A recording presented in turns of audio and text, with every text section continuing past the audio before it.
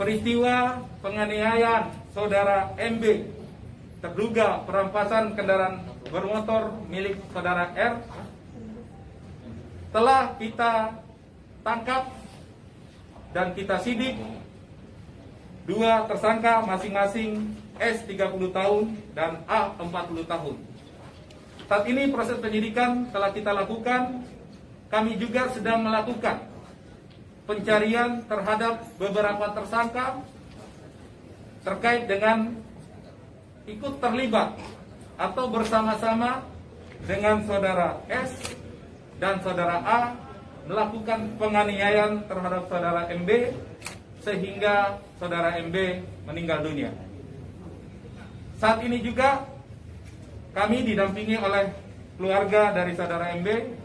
Ini sebagai wujud akuntabilitas kami lakukan penegakan hukum, proses penegakan hukum bagi semua pihak.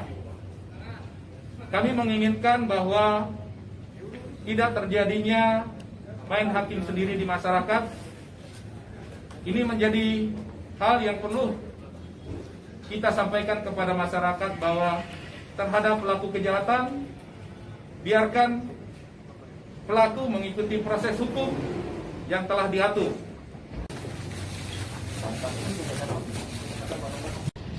Ya, kiri.